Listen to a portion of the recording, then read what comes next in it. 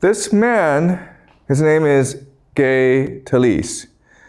This year he's 94 years old. He's still going strong. This is his wife, Nan Talese. For decades, they were the first couple of American literature in New York City. And I'm very proud to have him as my mentor.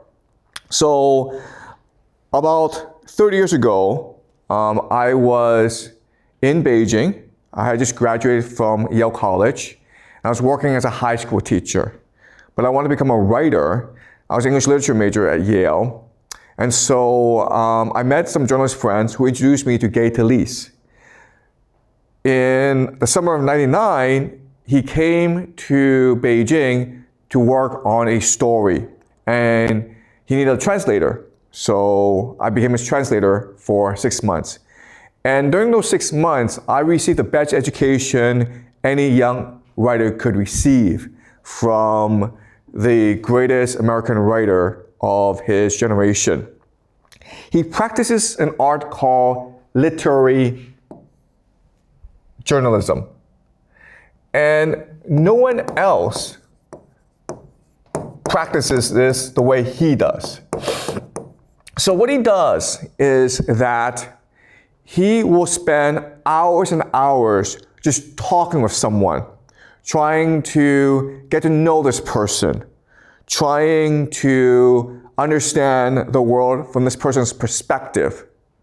And then after spending days, months with that person and talking to other people around him or her, he will try to draw out a memory from that person and put it in words in a way that resonates with his audience.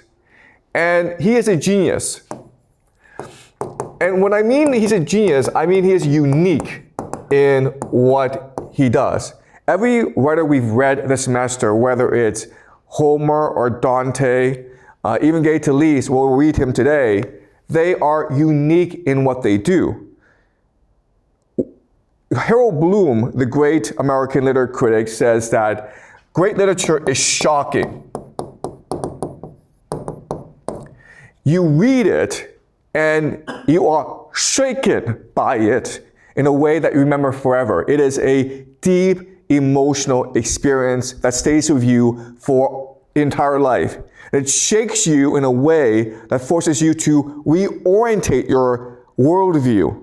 It forces you to better understand who you are, your place in the world, and your understanding of the world.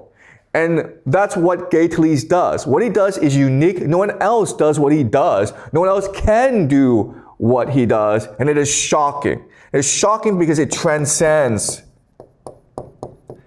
time and space. Okay?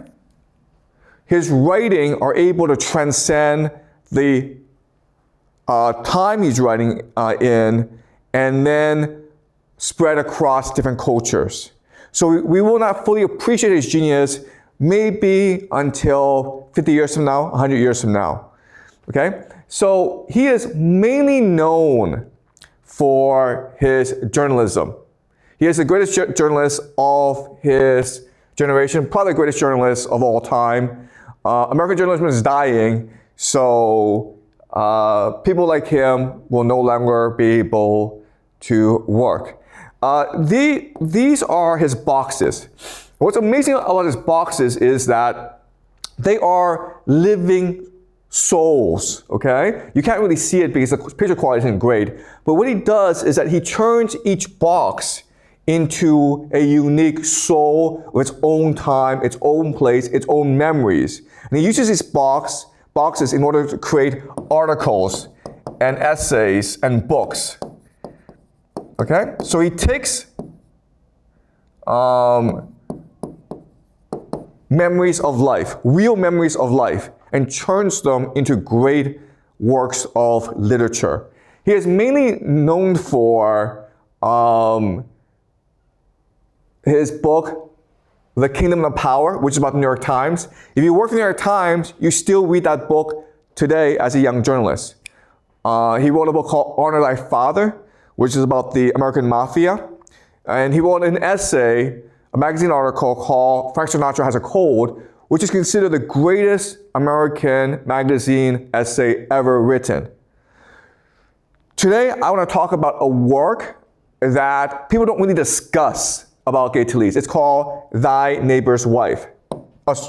Thy Neighbor's Wife. And this is a book that is one of the best-selling American books of all time. It sold millions of copies. It made him filthy rich. It made millions of dollars. At the same time, it basically destroyed his career because in the late 70s, when this book was published, he was a really respected journalist, writer. He was a celebrity, and he was married to a beautiful book editor named Nan Talese, who will go on to have a spectacular publishing career. And when you're famous as an American in the 70s, there are certain ways you have to behave. Okay? You have to respect rules and conventions. You have to respect taboos. And at the height of his fame, and this is like his, mid-40s, he decides to do something that completely went against the convention, the rules, the morality of that time. He decided to write a book on sex. And there have been lots of books published about sex before, but the way he decided to go write about this book was itself unconventional. He decided to write about sex. He needed to go into the heart of darkness itself. He needed to explore the deepest, darkest, most depraved secrets of humans. Okay? And so he would spend at least 10 years engaged in all sorts of really strange activities rich, famous men should not do in public, okay? Yes, I understand rich, famous men are hypocrites and they do this in private, but they don't do it in public and let the whole world know about it, and don't certainly write a book about it, okay? But the guy decides to become a manager at a massage parlor.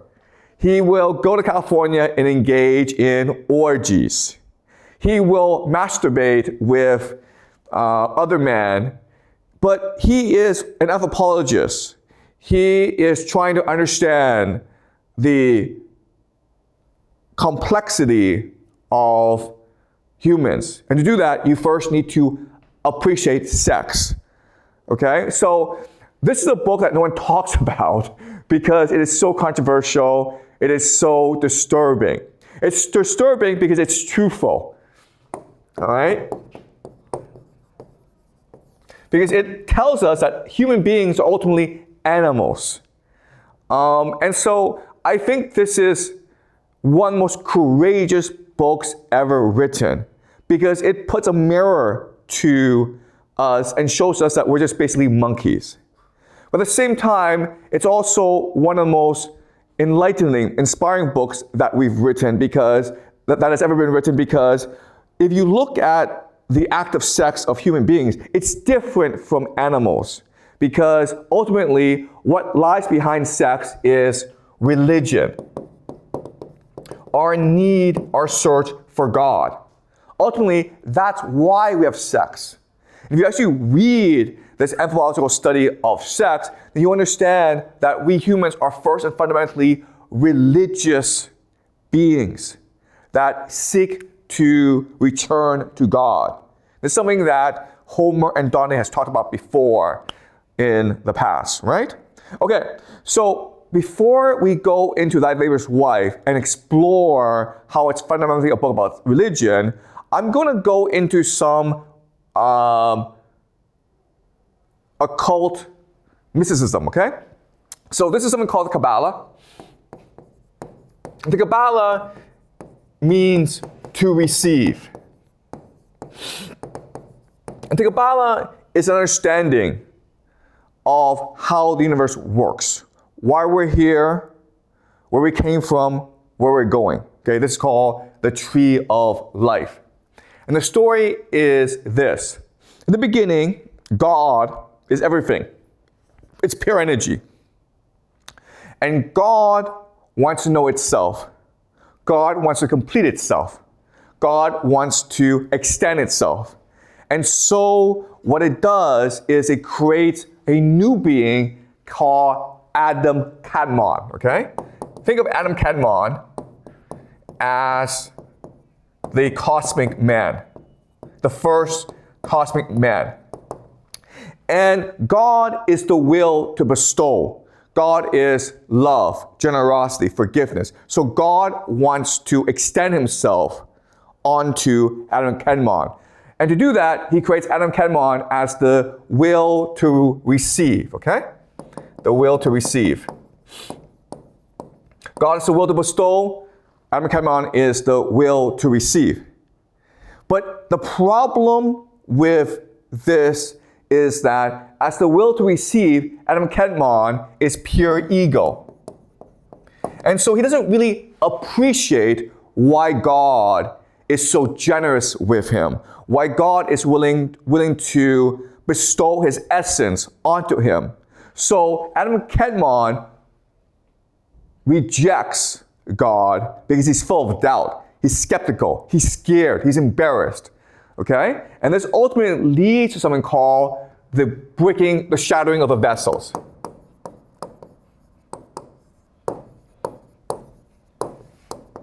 Shattering of the vessels.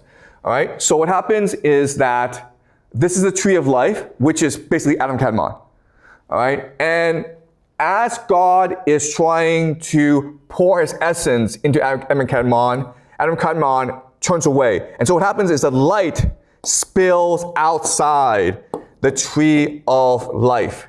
Okay? And these sparks of divinity scattered across the world. And this breaks the world. So, as a result, this leads to sin, death in our world. So in order for us to repair the world, what we need to do is collect those sparks that have spilled over from the tree of life and then combine them together, repair the vessel so that God may come to our world and reunify with us. Okay? So according to Jewish mysticism, that is the purpose of life. All right? So this is the very basic understanding of the Kabbalah, which helps us understand our place in the world and why we're here to do what we do. Now, there are three things I need you guys to remember about the tree of life. Okay? The first thing to remember about the tree of life is that it's sexual in nature. Okay? So the idea is that two forces are combining to create a new force, right? So God is the will to bestow, and Adam Kadmon is the will to receive.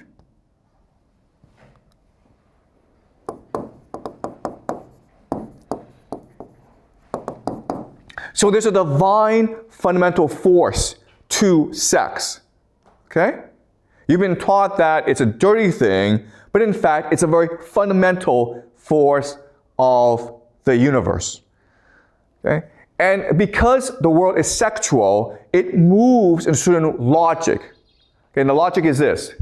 You start off with a being who creates another being in order to complete itself, okay? And this leads to a new being, which then creates another being, which creates another being, okay? And this is the tree of life. In other words, the tree of life is the fundamental movement of the universe. And we can also frame it as thesis, antithesis, and synthesis. Okay, that's number 2. Okay? This is the fundamental logic of the universe. And the third thing that we need to appreciate is that our mission on earth, our journey, our purpose is to repair the world by saving the sparks of light, okay? The sparks of light are fragments of God, memories of God that are now scattered across the world. The problem is that as they become scattered in the world, they become enveloped by husk, okay? Material things, husk. And we call these like the body, right? So in other words, our spirit, the spirit inside us, it's divine, but we're covered by our body, which is the husk. And as a result, we're blinded by our material desires.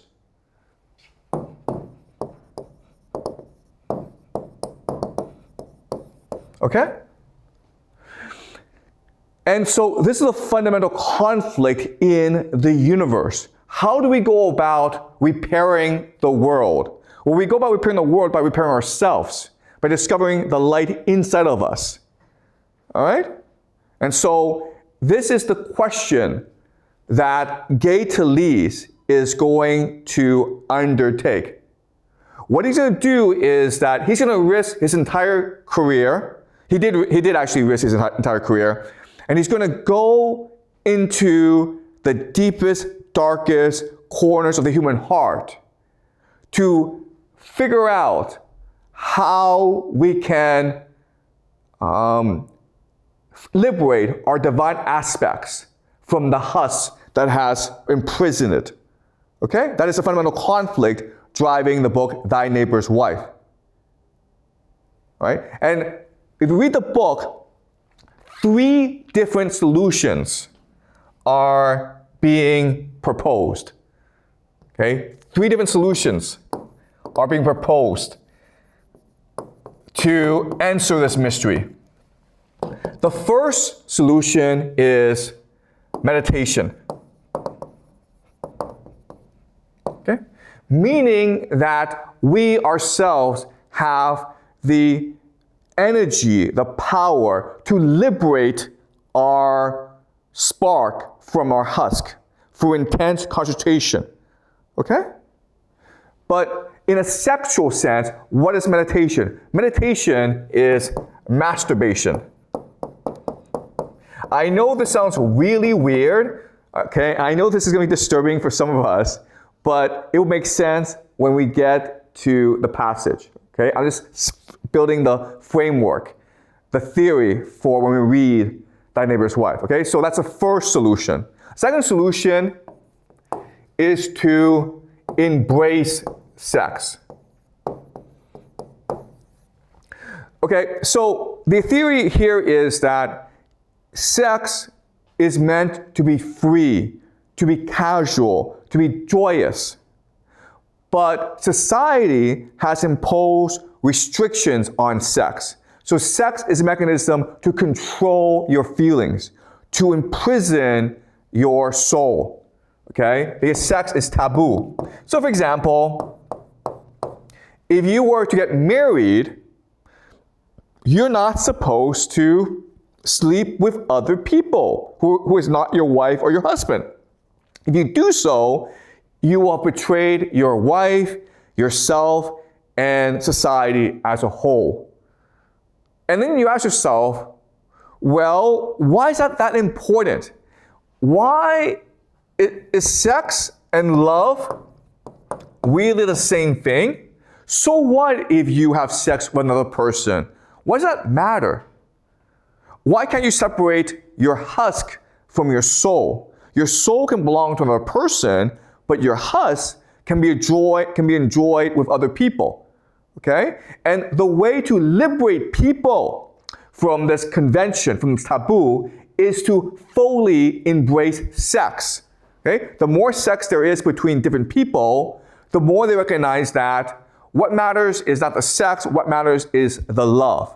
Okay? Through sin, you can break the taboo. You can liberate yourself from the taboo. When you liberate yourself from the taboo, you liberate your soul. Okay? And then your soul can then reconnect with God. So that's a second solution proposed in Thy Neighbor's Wife. And the third solution is to recognize that the world as constructed is perfect. It's not broken, it's perfect. It's not malfunctioning, it's doing exactly what it should be doing. Why? Because we're here not to find the sparks of light, we're here to create sparks of light.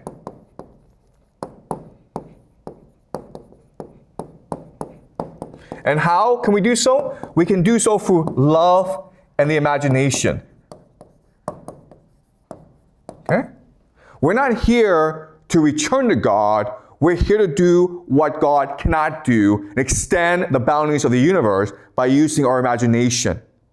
By creating memories that are transcendental, that travel beyond time and space, and which are able to inspire others to imagine and to dream as well. Okay, and this is the idea of Dante. So you have three radical visions of what it means to seek liberation. You have three radical visions of what it means to free your soul and to be one with God. Okay? All right. But the argument I want to make to you today is that Thy Neighbor's Wife is a great book. The reason why millions have read it, the reason why that even though it's written 50 years ago, we can still read it and resonate with it is because regardless if these paths fail or succeed, they do resonate with us because they remind us of our fundamental need to return to God. Okay? They remind us of who we are. And that's why Thy Neighbor's Wife is still such a beautiful and divine book. All right? Okay, so what we're going to do is we're going to look at all three different solutions together. Okay, so the first is meditation through masturbation. All right, so this is chapter 1. And this is a man named Harold Rubin. And Harold Rubin, at this stage, he is a teenager living in a very abusive household. He's not happy where he is. He seeks escape. And the way he seeks escape is that he falls in love with a woman named Diane Weber. The problem, though, is that Diane Weber is really not a person. Diane Weber is a model who poses nude on beaches. And Harold Rubin will masturbate to the nude pictures of Diane Weber. So we're just going to read a couple of paragraphs from the story of Harold Rubin in Thy Neighbor's Wife. And what I want you to focus on is the fact that this act of masturbation is really one of devotion. Okay? Religious devotion. You can read this and think that Harold Rubin is a priest in a temple, and he's working very meticulously, very carefully in order to create a sacrifice, a devotion worthy of God. Okay? So don't think of this as a sexual scene. Think of this as a religious scene. He's masturbating, but what he's really doing is he's offering himself to his God. Okay?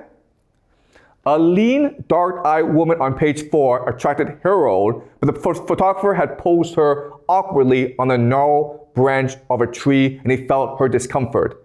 Okay, this is a really interesting sentence. What this is saying is this. When Harold Rubin is reading or looking at pornography, it is an act of giving. It's an act of empathy. And so what he's seeking is not control or power. What he's seeking is to be with this woman that he's looking at. Okay? It's an act of empathy. It's an act of imagination. So if she feels discomfort, he also feels discomfort as well. That is what religious devotion really is about. Giving yourself completely to God in a way that you open your heart and your soul to God. Okay? The nude on page 6, sitting cross-legged on the studio floor next to an easel, had fine breasts but a bland expression on her face. Okay? So it's like Harold is having a conversation with each of these people. his imagination is creating a person in front of him in order to have a dialogue. Okay? So it's not just sexual attraction, it's also dialogue in search of mutual understanding. Harold, still on his back with his knees slightly raised under the blankets, continued to turn the pages past various legs and breasts, hips and buttocks and hair, female fingers and arms reaching out, eyes looking away from him, eyes looking at him as he occasionally paused to lightly stroke his genitals with his left hand, tilting the magazine in his right hand to eliminate the slight glare on the glossy pages. So we skip a bit. And then there were those extremely rare pictures, those of Diane Weber, that could fulfill him constantly. He estimated that his collection contained 50 photographs of her, and within a moment, he could locate every one of them in the 200 magazines that he kept. He would merely have to glance at the cover and would know exactly where she was within, how she was standing, what was in the background, what her attitude seemed to be doing during that special split second when the camera had clicked. He could remember too, first seeing these pictures, could reconstruct where and when he had bought them. He could practically mark a moment in his life from each of her poses, each being so real that he believed he knew her personally, she was part of him, and through her, he had become more in touch with himself in several ways, not merely through acts which Victorian moralists had defined as self-abuse, but rather through self-acceptance, his understanding that naturalness of his desires, and of asserting his right to an idealized woman, okay? So think back to the Kabbalah. What is God? God is trying to bestow himself onto us. If we receive him completely, this creates a union which allows us to understand ourselves and understand the universe. Okay? So this is describing the Kabbalah, where because Harold Rubin has been meditating on Diane Weber for years, so much so that she's become part of him, this has allowed him to better understand himself as well as his sexuality. Okay? Not able to resist any longer, Harold turned the page to Diane Weber on the dune. He looked at her lying on her stomach, her head held up into the wind, her eyes closed, the nipple on her left breast erect, her legs spread wide. The late afternoon sun cast an exaggerated shadow of her curvaceous body along the smooth white sand. Beyond her body was nothing but a sprawling, empty desert. She seemed so alone, so approachable and available. Harold had merely to desire her, and she was his. Okay? So this is a climax. So this is what sex is for humans. Sex for humans is not about pleasure. It's fundamentally about discovering who you are and creating a reunion between yourself and another person so that you dissolve each other and become one and the whole. Okay? So again, I understand this is a scene about masturbation, but what makes this genius, what makes this beautiful and divine is it's really a description of religious devotion. Okay? So the greatness of this writing is to show us that sex at its height, sex at its fundamental level, is really about religious worship. Right? But as you read this book, what you recognize is that Harold Rubin, ultimately he lives a fantasy. Because even though it sounds great that through meditation, you can become one with God, it doesn't really work. And so what happens is that Harold Rubin will actually never meet Diane Weber because he will just wander through life. And one major reason why he will never meet Diane Weber is because he's too afraid to meet Diane Weber, okay? Diane Weber is not a real person, it's just a fantasy. He does not want to meet the real Diane Weber because meeting her would shatter his fantasy and thus shatter his religion. Okay? So this is one solution. It doesn't really work. Meditation doesn't really work. Another solution is proposed by John Williamson. John Williamson. Okay? And this is his wife, Barbara Williamson. And what they're going to do is they're going to create a sex cult together. And his understanding is this. Modern society has made everyone miserable. Why has it made everyone miserable? Because we're always lying to ourselves. Because we're always repressed. We know we don't like the jobs we do. We know that we didn't learn anything in school. We know that the person we married to, we don't actually like. Okay? And so we have imprisoned our soul in the husk. It is society that enforces the husk onto us. So the path to liberation means to break out of this husk. And how do you break out of this husk? By engaging in sex. To remove the power of sex over you, right? Because in our society, sex is about shame. All right? So what he's going to do is he's going to create a cult in which married couples come together and have sex with other people. And this will liberate them from the limitations of marriage. And so when you get rid of the social convention, what is left is your love for either yourself or for your partner. And if there's no love, then that's good, because you will know that you've been living a lie all this time. Okay? So what he's going to do is first create his group. And so he's going to recruit individuals in order to join his cult. And one of the first people he recruits is John Bolero. And his wife is named Judith. And they are in a conventional marriage, which is to say that they are in an unhappy marriage where they do what they're supposed to do. John Bolero goes to make good money as an insurance salesman. Judith is at home taking care of the kids. So they do what they're supposed to do, but it's unhappy. And so John Williamson knows he's unhappy, and he arranges for John Bolero to have affairs. First with his wife, Barbara, and then with other people as well. And then what he's going to do is that he's going to invite both John Bolero and Judith to his house, where John Bolero is going to have sex with another woman in another room, and Judith is going to be in another room listening in on her husband having sex. Okay, and this is a very disturbing scene. And it's so disturbing, we're not going to read it together, okay? But if you're interested in reading it for yourself, then you can pause the video and read it, okay? But ultimately what happens is that John Bolero is having sex, Judith screams. But the scream, it is considered cathartic. It's therapeutic, because the screaming allows you to purge yourself of your fears, of your ego and your fear. Okay? You now see that your husband is no longer yours. You lose your fear because you recognize that your fear that your husband will run away, will leave you, well, he's already done so. Okay? So when you leave your ego and your fear, what happens is, the only thing that remains is who you really are, which is the divine spark. Okay? Divine spark. That's a theory anyway, okay?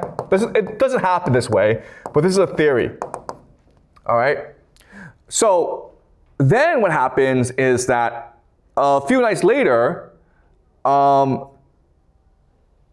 they do it again. John Bolero goes to this house, and he's having sex with another woman, and Judith is in a room listening in, okay? But instead of just like listening in, screaming, she decides she's gonna have sex with John Williamson, because now her soul is liberated. She's now free. She doesn't care about losing her husband. She doesn't care about being mocked by other people. So she just engages, she indulges in her passion, and she has sex with John Williamson, okay? Then John Bolero hears this sex, he comes out, and he is startled, he's traumatized to find his wife having sex with another man. Okay? And again, you can pause the video and read the scene. It's a very powerful scene. And he is shattered, okay? But this shattering is good because it allows you to repair yourself. Once your ego and your fear dissipate, you can now resurrect yourself as you truly are. Okay? Again, this is a theory. I'm not saying this works. Guys, don't try this at home, okay? But this is a theory. And guess what, guys? It doesn't work. It doesn't work because maybe for the first couple of times it works with people, but when you actually try this at scale, it kind of screws up. So John Wilson decides to take his religion and spread it to as many people as possible. So he sets up a retreat called the Sandstone Retreat. Sandstone Retreat.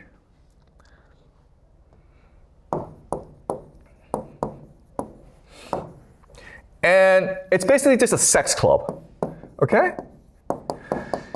And so Gay Talese will go to the sex club and spend a lot of time there. And he writes this scene about this sex club of like they're just having orgies all the time. And we know it doesn't work because one day Gay Talese sees John Wilson looking at a very strong, handsome, muscular black man having sex with his wife, Barbara. And it freaks him out, okay? So the theory is great. Oh, if we just sin enough, we will absolve ourselves of our guilt, of our fear, and that will truly liberate us. But in practice, the opposite happens. In practice, what happens is that when you engage in sin, the guilt compounds itself. So the theory is to remove the husk, okay, the husk, so that the soul can be liberated. But when you engage in the material world, when you have too much sex, the husk just extends itself and you become truly blind. Okay? And this is why, even though John Wilson succeeds in starting a sex cult, even though he becomes very famous with his Sandstone Retreat, what happens next is that he falls into a deep depression. Okay? And he turns away from the sex cult, and I think he opens a tiger sanctuary. Like he goes plays with animals. All right? So the second solution doesn't work either. The first solution, which is devotion, meditation, that doesn't really work because you depart yourself from the world and from yourself. The second solution, which is that you embrace sex, you embrace the husk, you embrace the material world, that doesn't work either because it just makes you even more guilty. It makes you feel more guilt, more shame, okay? So what's the solution? Well, at the very end of the book, Thy Neighbor's Wife, Gay Talese proposes a solution, okay? And we're gonna read it together. But what happens is this. Gay Talese grew up in Ocean City, New Jersey. He is Catholic, and Ocean City, New Jersey is mainly Protestant. So he's an outsider. He's Italian, everyone else is white. And his family are immigrants. Everyone else has been there for generations. So he's always been an outsider. And as an outsider, you feel nothing but guilt, shame, and fear. And so after he takes this sexual journey into the heart of human darkness, into sex, he returns to Ocean City, and by now he's in his mid-40s, and he decides to do something really risky. He decides to go to a nude beach. This is something that, if you're an immigrant young boy, you could never ever dream of doing, okay? Because you yourself already fear being ostracized, or being laughed at, or being mocked at, right? There's no way you're going to a nude beach. But Gay Talese is now in his mid-40s. He's still suffering a lot of scars from his immigrant childhood. But he decides, I'm going to go to a beach, the nude beach, okay? So he goes to the nude beach, and takes off his clothes, and he's there naked, and everyone else around him is naked. Then he spots some sailboats sailing across, and these are people watching them, okay? So this is society, this represents society laughing at you, mocking you, ridiculing you for being different. And what happens is that Gay Talese stands up and he stares back at them, representing the fact that he's learned the courage to accept who he is. He's learned the power to see social conventions, social taboos as prisons, okay? So this is the very last paragraph of Thy Neighbor's Wife. Painted on the stern of most of the boats beneath the declaration of their names was the lettering of the locale, Ocean City, New Jersey. And seated on the decks were people wearing Bermuda shorts and sailing caps, bathing suits, straw hats, and dark glasses. And in their hands, they held cans of beer, thermos bottles, transistor radios, and handkerchiefs that they waved at the nudists, okay? This is a lot of detail. The only way you could have this detail is that if you were actually one of them on these trips, okay?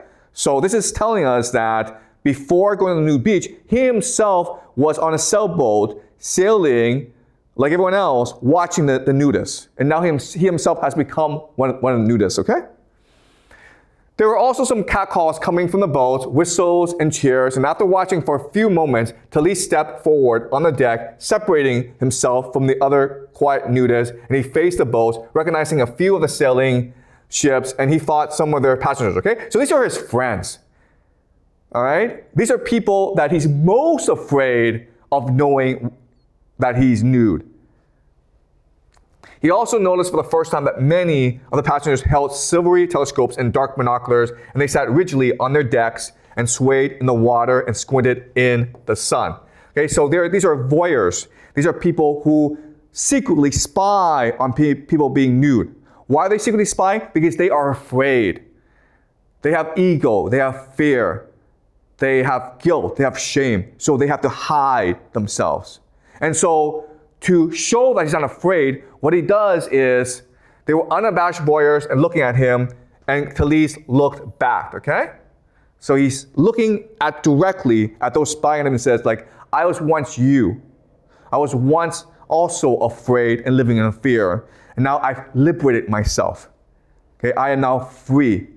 The question then is, how is it that Gay Talese succeeded, but Harold Rubin and John Wilson, they failed? Okay? And it has to do with the nature of poetry and the purpose of writing. Okay, so the Kabbalah asks us, where are the sparks of light? Okay? All right, so we first have to figure out what consciousness is. And something that I've been teaching in this class for the past semester is that our consciousness is what's real. Our consciousness are infinite dimensions, okay? And we can know by using this visual depiction where our consciousness is spread through infinite dimensions, okay? And at a certain dimension, we're all just one force, okay? The monad. So the separation is only superficial. In reality, we're all connected in some way. Now, because of this, it tells us that memories are not stored inside our brains, but inside this universal consciousness. All right, so these memories of ours are stored in the universal consciousness. Some of our memories are so powerful, are so great, that they're shared amongst others, okay? So even though you yourself have had this memory, it is such a spectacular memory because it's so imaginative, it is so unique, it's so special that it affects other people as well, all right? So these are these memories. And these are the sparks of light.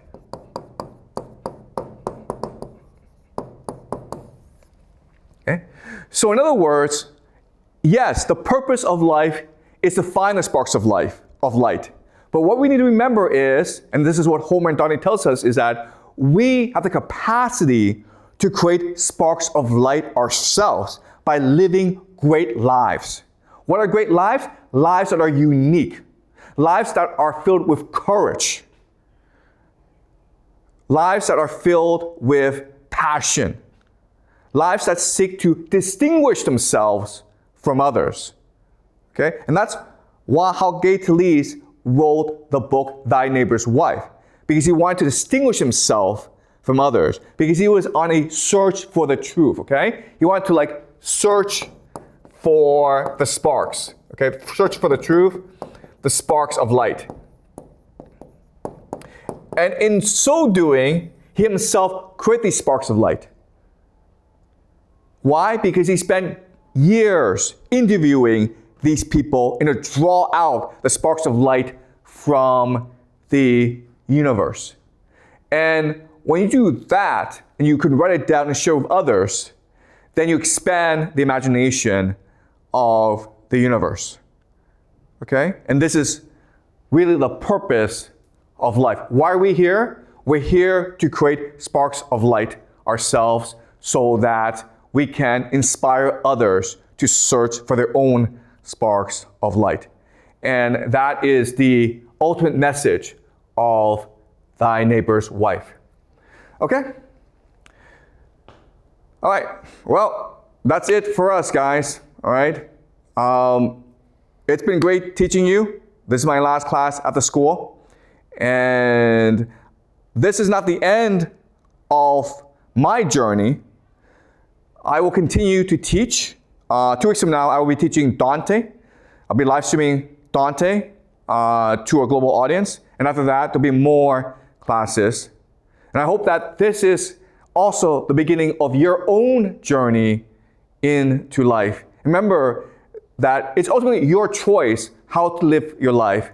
But to live a truly great life, remember that there are sparks of light out there, and it is your opportunity to create sparks of light in the world. Okay? All right, so thank you.